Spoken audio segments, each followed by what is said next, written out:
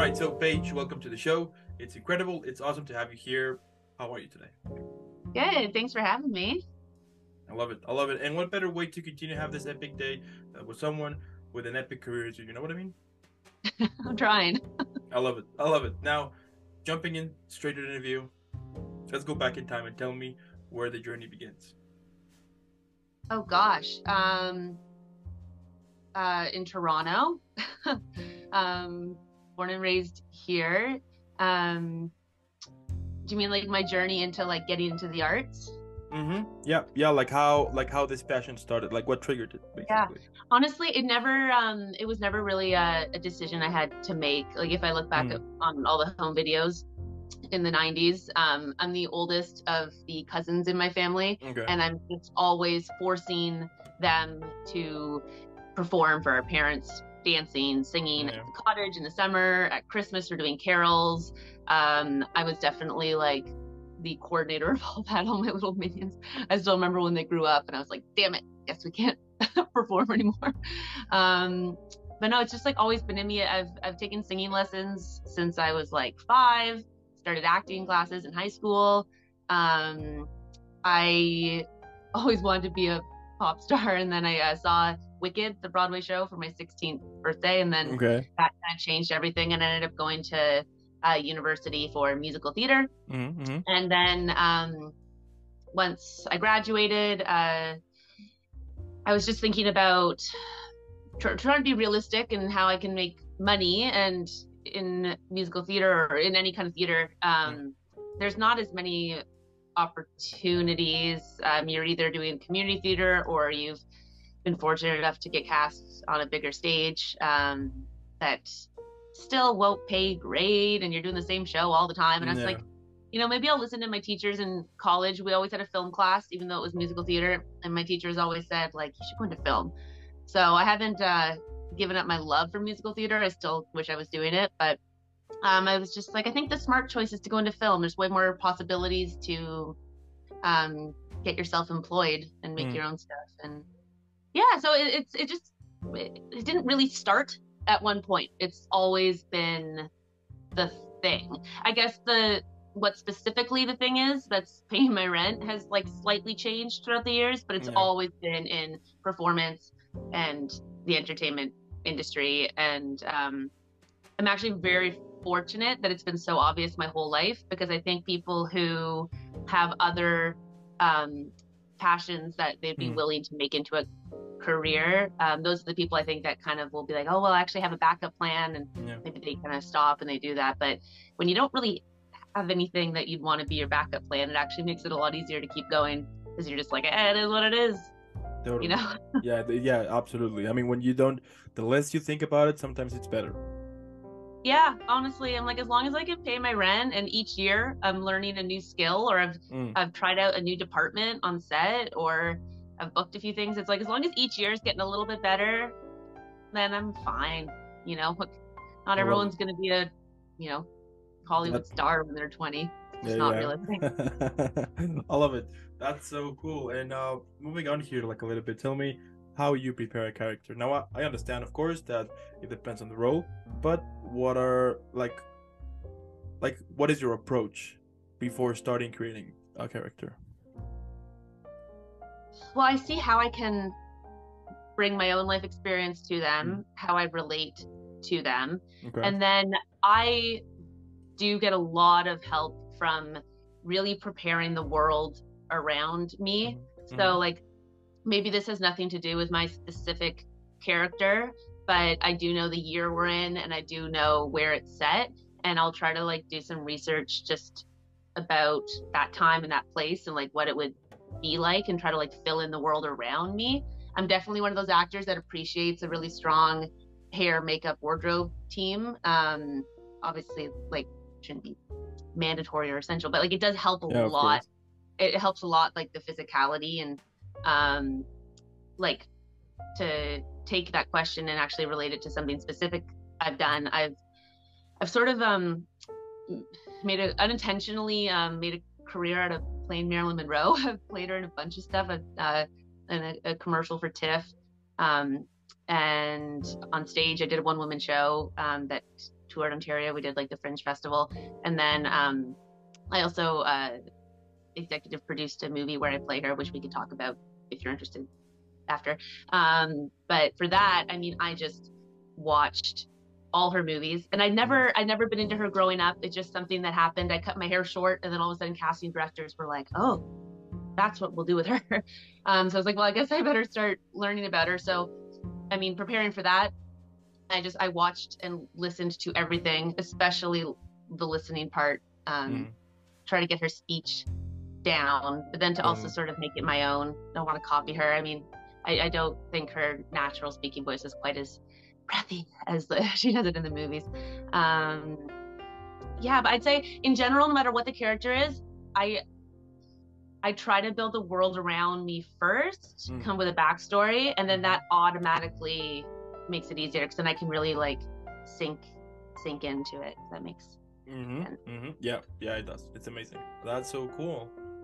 Amazing. And also the fact that you get the chance to play someone who was alive back then and to kind of portray. I mean, basically, what I find super cool is the fact that you are able to learn so many things at the same time. I would assume that you also got parts in order to kind of discover more about yourself, right? Like the real you at the same time. Yeah, I mean, I will say I'm not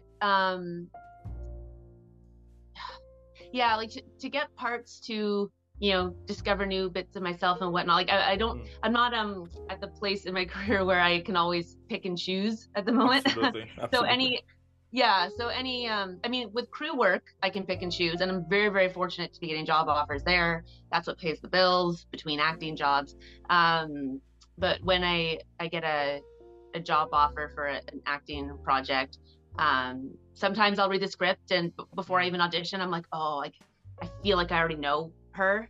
And sometimes that's not the case. But whatever the project is, I mean, if they've cast me, then clearly they see something in me and believe in me. So then I just have to also believe in myself and do my best. And yeah, I love it.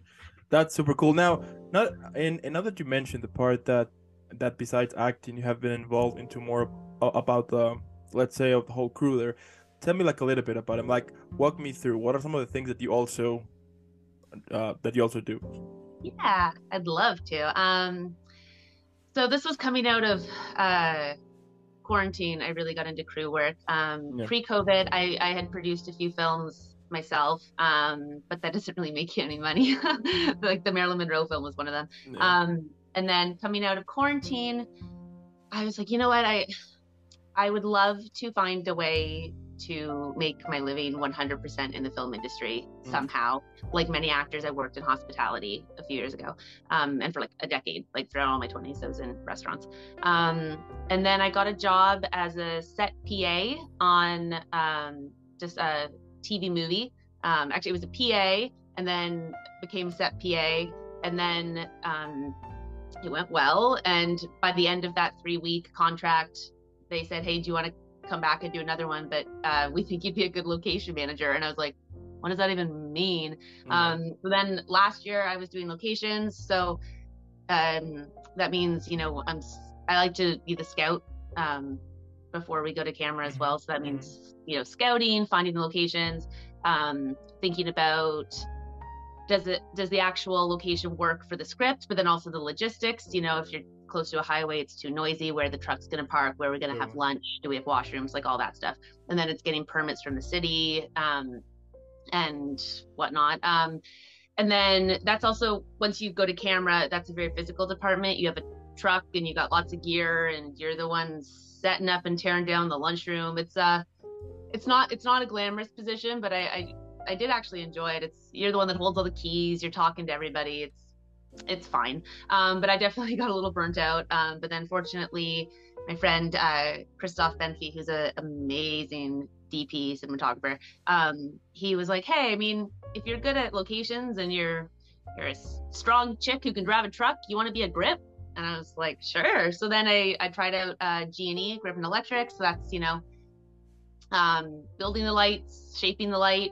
So then I do that. And then from there, someone was like, hey, Paige is quite organized on set, and she's always, you know, talking to everybody, and I'm a theater trained actor, so I'm quite loud, so like she'd be good at yelling at people. So like, hey, do you want to be an AD, like an assistant director? So then I started doing that. So this year, last year I was just doing locations. This year it's a hodgepodge of being an AD, gripping, doing locations. I'm also an actor still, so I've had three acting jobs this year. And yeah, being AD is fun. It's, you know, you're the one that places and directs all the background. I wouldn't say that's actually the most fun. It's actually pretty awful. But yeah, it's really cool now when I am on set as an actor. It feels like such a treat. Oh my gosh, just to come in and sit in your chair and just like, obviously you're at work and there's still lots of demands on you and you want to show up and do a good job. Totally. But just just compared to crew work, it's just a completely different beast. And it's such a treat now when I'm just acting. I don't have a truck to load at 2:00 in the morning. But it is really cool now. Sorry, my point there was when I'm acting now, it's really cool to sit there and, you know, stay in my lane and just be the actor for the day. But I was on set on Friday this past week, and just to look around and be like, hey, I know what they're doing. I know that's like a 4x4 light grid. I know that's a floppy. I know I could put that light together if they asked me to. Like locations should have mats here. There's cords everywhere. It's just like, now when people ask what I do, I don't say actor. I just say I'm in film, because I'm not just acting. Yeah, of course. Yeah. I mean, you're basically doing everything. I've never done makeup, hair, makeup. Okay. I've never done wardrobe. People tell me I should do wardrobe because my strongest passion outside of the film industry is thrifting and vintage clothing, and I collect dresses from the 1970s. And people are like, you should obviously be in wardrobe, but I think that the second I make that passion into a job, it'll tarnish it a bit. So I don't really want to. Yeah, I love it. So basically, I could say, so this is Paige, and she does mostly everything except wardrobe and makeup, but we're working on that. That's amazing. I love it. And also like the whole part. I will do, trust me. and like what I love about it is like the fact that so many things start to connect, you know, that one thing led to another, and then another one to another one, and another one to another one, and to this point in which you, like, whenever, as you mentioned, whenever you're acting, you basically know what is going on around it, which I find pretty cool, because yeah, you're a master on it. I love it. I'm trying. I've had enough experience in all these different departments now that I'm confident saying yes to a job, but there is still so much to learn. Like, people who are only doing grip and electric are way more qualified than I am, because it's all they're doing. You know, like I spent like, you know, a month doing that department and got quite good and fast and understood how to, you know, put everything together safely. And I still could, but I would definitely, like, if I said yes to a grip gig now, it's been a few months. I've been ADing and acting throughout the fall.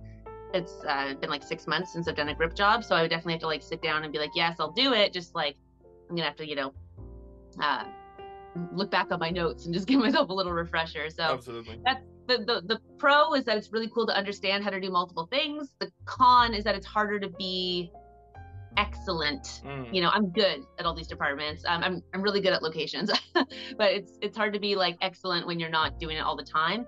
But I mean, acting is what I want to do. So I don't really, I don't care to put in the time and effort to become to excel at some of these departments, because I don't want to lose sight of what I actually want. Does that make sense? You know, it's like, it is really cool and it sounds great. But then like, I also don't want to glamorize it too much, because it's also like, you get burnt out, you know, like you're doing crazy hours and it's very, physically and mentally exhausting. And absolutely. It is great. And I really encourage actors to do some crew work, because if you're just an actor, like, you're just kind of waiting for other people to give you jobs. Whereas, you know, you can make things happen for yourself a lot more if you don't just stick in one lane. But then the other side of it is that I have a lot of ideas for scripts, and I'd love to write, and I'd love to make more acting possibilities for myself. But it's hard to have the creative energy just the energy in general to Yeah. do that when you're doing these 14, 15-hour days on set. So now that I'm 2 years into crew work, it's great to understand so much and to be really in the film industry in Toronto, and people know me and it's awesome. But also now my struggle is like, do I turn down the next few job offers so I can have time to create something for myself?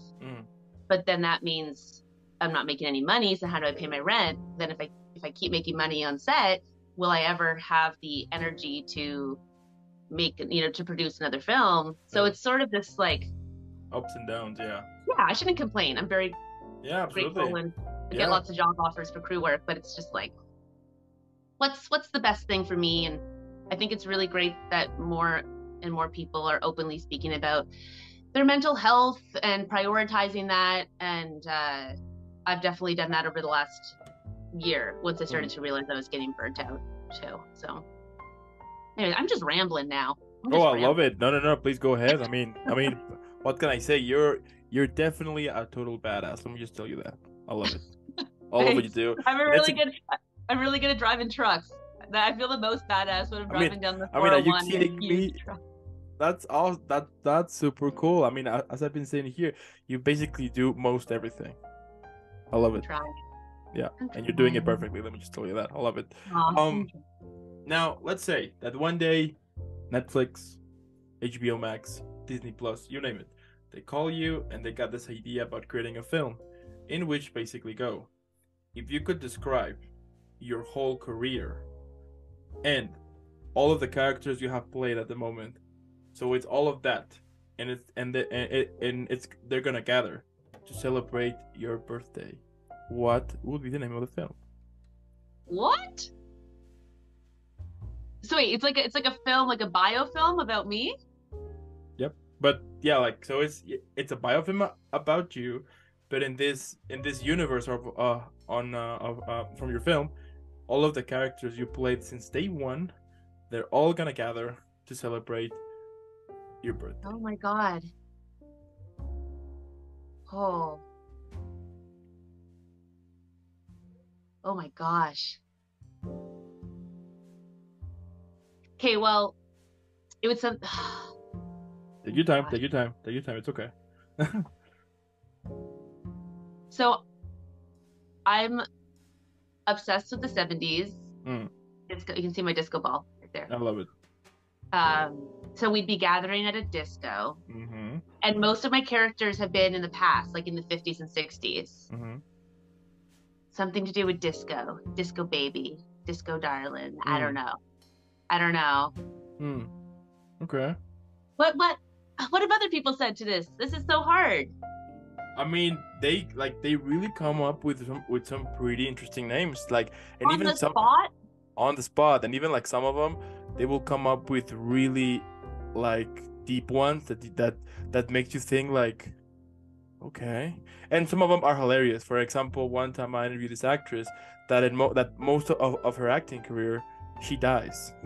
So then she was like, then she was laughing because she was saying like, well, in my work, most of my characters died, so murder will be involved, and it will be kind of sad. So I was like, okay, so. Mine would probably, like, I'd want to get back to you on a really good title here. I don't want to half-ass my log line for my life biopic on Netflix. But you never know. I will say something I've struggled with in my acting career is, other than playing Marilyn Monroe, I end up being cast a lot based on being a blonde. As a woman in the industry too, I'm very aware of like, okay, so as I age, am I going to stop booking stuff? Because a lot of the things I book do center around being like the blonde, and a lot of them are in like the 50s and 60s, very like Mad Men style. So then there's obviously, like, as someone who invests in classes and has gone to school for this, it's like I am talented. I can actually act. It'd be nice to like be seen more often for more than just the hips and being blonde. So something to do with that. I don't know. It's a good question though, because now I'm really thinking about it. I'll get back to you. All right. What about? Here's another one. Yeah, here's another top one. What about describing your whole career burn a drink? My whole career in a drink? I mean, let's say, and this is gonna sound bad, but let's say that I want to taste your career, drink your career. Oh, How, like, which drink could describe that? That that got me feeling that, okay, this is good, or be like, whoa, this is tough.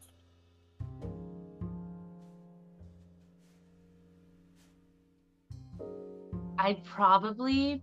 Hmm, do you know what a penicillin is? Mm-hmm. Gingery with a little lemons, a little tart, a little spicy. Mm-hmm. That would be my drink. And how would you call it? Let's say that if I go to a bar and I wanna ask for that drink, what name would it be? Spicy blonde. I'll have a spicy blonde. Mm, It'd be very spicy. Lots okay. of ginger. Okay. Hmm Yeah. Okay. Well, yeah, it sounds good. With Okay. the lemon juice, it would be like that. The color would work too. Yeah. Absolutely. Absolutely. Okay. I like it. All right. Yeah, All right. that's what it would be. I feel like, especially when I'm on set telling everyone to shut up. Like, they're like, listen to Paige. Everyone stop talking. Yeah. Okay. Okay. I'll take that. Perfect. Now, if you had to choose, yeah, if you had to choose one of your characters to go out, have some fun, which character would you take with you to go get some drinks and party, basically? Which one would be fun? So I was on an episode of What We Do in the Shadows, that vampire show.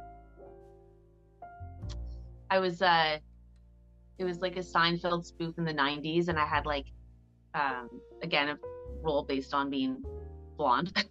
But I had like huge hair and this like pink silk like nightgown. Like that girl could party. No. Or I'd go out as Marilyn Monroe. Oh my God, I'd go out as Marilyn. People would just roll the red carpet out, and people would give me bubbly all There you night. go. There you go. You got it. Then they would take advantage of me. Yeah. Yeah, that can happen too. I love it. That's amazing. And my last question: what motivates you? You know, we all have those days, right? That we just want to quit. You know, that we get into this toxic bubble, and we start to think that this has been a waste of time. I mean, so my question is, what gets you out of those toxic thoughts and pushes you back on this road that you have built for so many years now?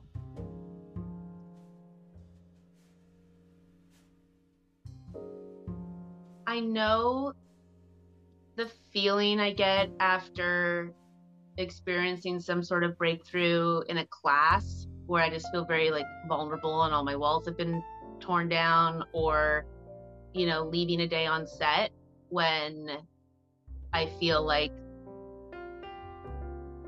I just really sunk into the scene. Like, Yeah.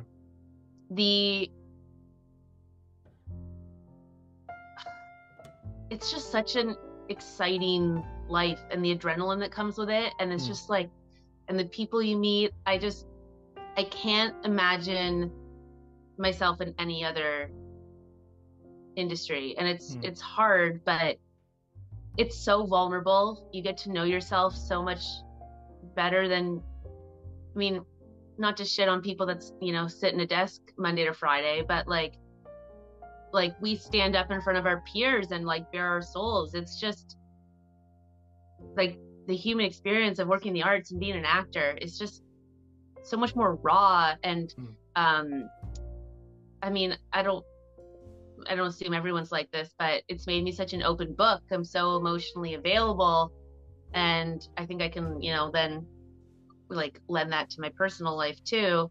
And like I grew up as an only child of divorce, so also it kind of helps me take any kind of trauma and like channel it and use it creatively. And yeah, it just, what keeps me going is just like it's always that feeling I get afterwards, whether it's leaving a day on set, crew work, or acting, or in a class. Like I get so excited and just so like I went to university for art, just fine art, like painting and drawing before musical theater. No. And it was just hour after hour of sitting by myself at a canvas, and then you hand it in and that's it. And I was just like, I need to feel more alive than this. Um, and I get that from acting. Mm. Yeah.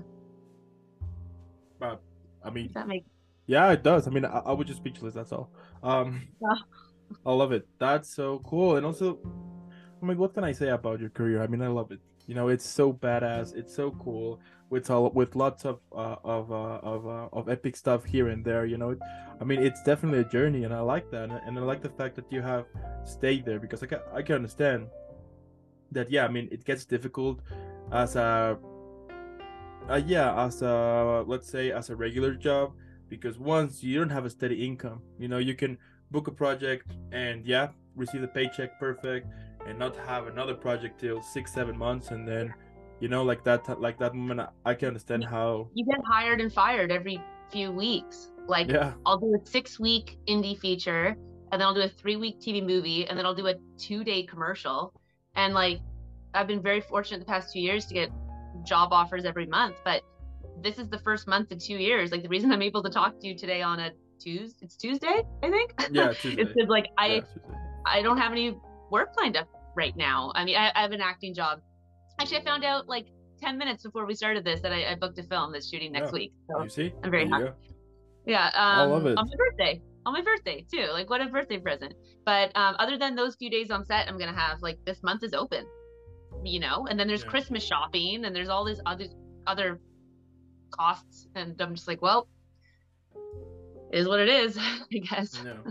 Yeah, but as I said, I mean, it's super amazing, and it's super inspirational, and I'm super sure that eventually everybody's gonna know about what you do, because it's super. I mean, your story is badass. I love it. I mean, more people should know about it, because I mean, the fact that you have been through so many stuff here and there, and still follow like making it happen. That's impressive. That's super cool. I mean, I'm super sure there are hundreds upon thousands of people out there who sees you as an inspiration, or who sees you as someone, if she can do it, I can do it too.